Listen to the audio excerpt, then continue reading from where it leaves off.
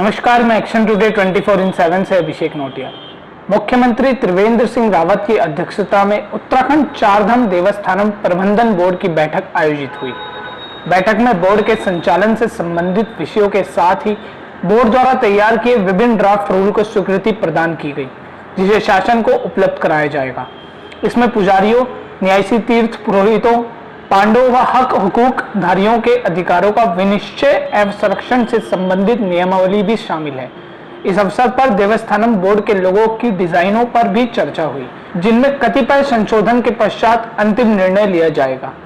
बैठक में श्री बद्रीनाथ धाम में मंदिर एवं समीपवर्ती स्थलों के विस्तारीकरण एवं सौंदर्यकरण के संबंध में निर्णय लिया गया कि बद्रीनाथ धाम में यात्रियों की संख्या में प्रतिवर्ष हो रही वृद्धि के कारण इस क्षेत्र का विस्तारीकरण एवं सौंदर्यीकरण आवश्यक है, ताकि भविष्य में यात्रियों को दर्शन, यातायात एवं ठहरने की समुचित व्यवस्था हो सके।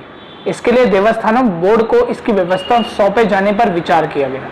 बोर्ड के स्तर पर इससे संबंधित कार्रवाई सुनिश्चित कर शीघ्र प्रस्ताव तैयार कर शासन को प्रेषित करने पर सहमति बनी। बोर्ड अपने स्तर पर इसके लिए तकनीकी एवं विषय विशेषज्ञों की व्यवस्था भी कर सकेगा।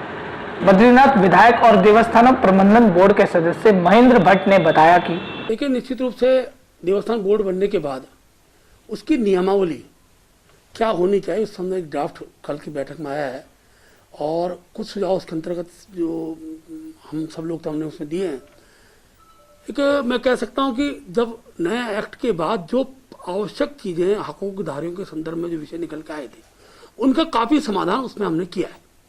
दूसरी बात, अनेकों दानी दाता जो भिन्न भिन्न हमारे धामों के सौंदर्यकरण के लिए, उनके अच्छे उसके मंदिर का स्वरूप देने के लिए दान देने वाले थे, उनका भी हमने उसमें अनुमोदन किया है। और ये भी सुझाव दिए हैं कि बहुत से मंदिर ऐसे हैं जो देवस्थान के तहत आ सकते हैं, तो उनके लिए भी हमने सुझाव मांगे हैं।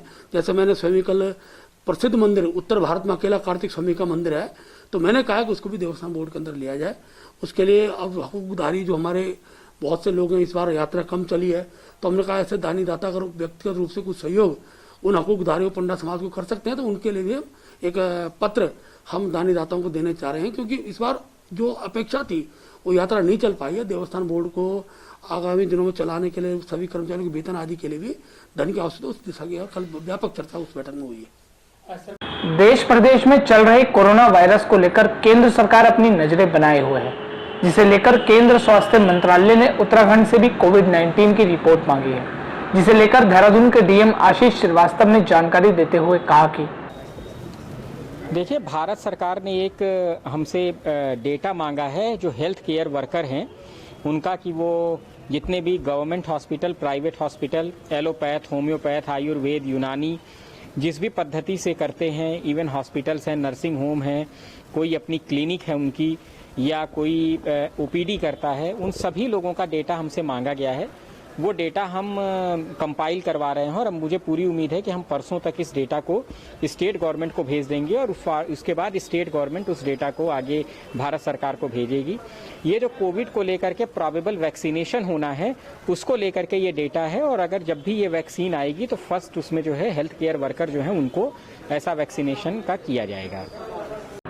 मुख्यमंत्री त्रिवेंद्र सिंह रावत ने प्रदेश में हो रहे भ्रष्टाचार से लेकर माफिया नशे के कारोबार को लेकर जिक्र किया है। सीएम त्रिवेंद्र सिंह रावत ने कहा कि प्रदेश में नशे के कारोबार, भ्रष्टाचार और माफिया को सरकार पनपने नहीं देगी। साथ ही सीएम ने उत्तराखंड पुलिस महकमे द्वारा चलाए जा रहे ऑपरेशन सत्य का भी जिक्र किया। सीएम ने कहा कि हमने अपने राज्य में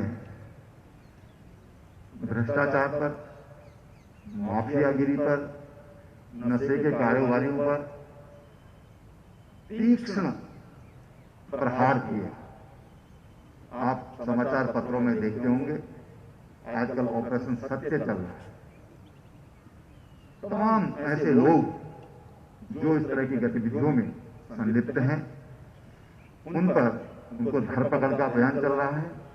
और इस राज्य में कैसे ये जो अवैध नशा है, इसकी आड़ में एक आईपीएस सीबीआई के चीफ रहे हैं सरदार जोगिंदर सिंह जी, उन्होंने किताब लिखी इस पर कि नशे की आड़ में किस तरह से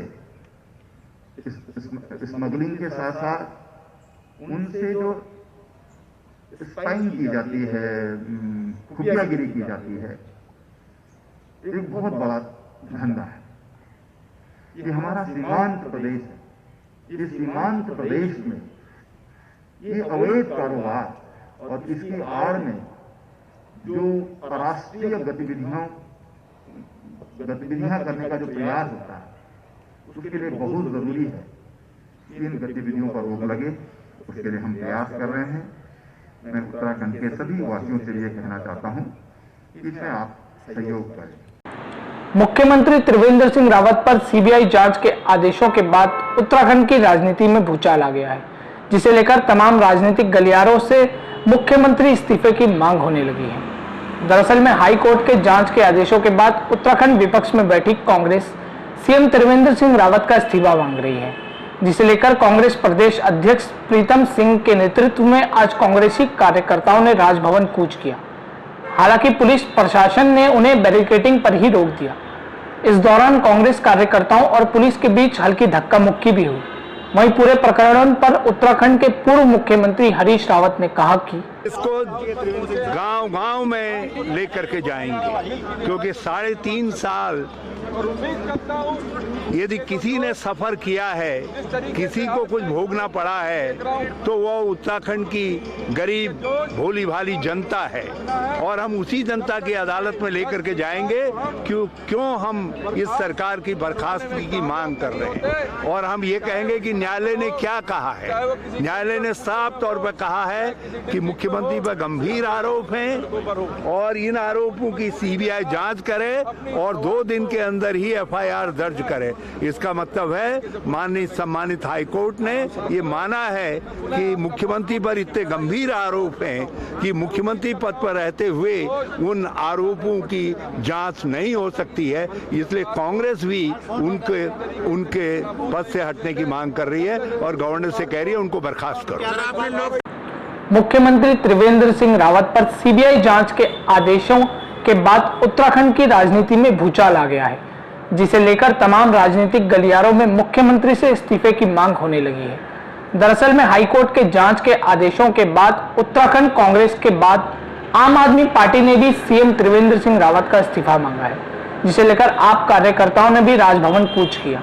हालांकि पुलिस प्रशासन ने उन्हें बैरिकेडिंग पर ही रोक दिया। इस दौरान वहीं पूरे प्रकरण पर आप पार्टी की प्रवक्ता उमा सिसोदिया ने कहा कि किस तरीके से ये आगे चलेगा आपका ये आंदोलन? देखिए, मैं आपसे कहना चाहूँगी कि पिछले 4 साल से त्रिवेंद्र रावत ने पूरे उत्तराखंड को जीरो टॉलरेंस कह के बरगलाया है। एक ऐसे मुख्यमंत्री जो पूरी तरह से भ्रष्टाचार में लिप्त हैं और जिसको माननीय विधायिका ने 48 घंटे के अंदर उनके खिलाफ एफआईआर करने का आदेश दिया है, तो ऐसे भ्रष्टाचारी मुख्यमंत्री को अब उत्तराखंड टॉलरेट नहीं करेगा। उनकी जीरो टॉलरेंस उन्हीं के ऊपर आती है कि जब आप जीरो टॉलरेंस की बात करते हैं तो सबसे पहले आप अपना इस्तीफा दीजिए। और मैं माननीय मोदी जी से भी कहना चाहूंगी, आप भ्रष्टाचार मुक्त भारत की बात करते हैं तो ऐसे भ्रष्टाचारी मुख्यमंत्री को आप बर्खास्त कीजिए और उत्तराखंड की सिर से इस भ्रष्टाचारी मुख्यमंत्री को तत्काल प्रभाव से हटा देना चाहिए।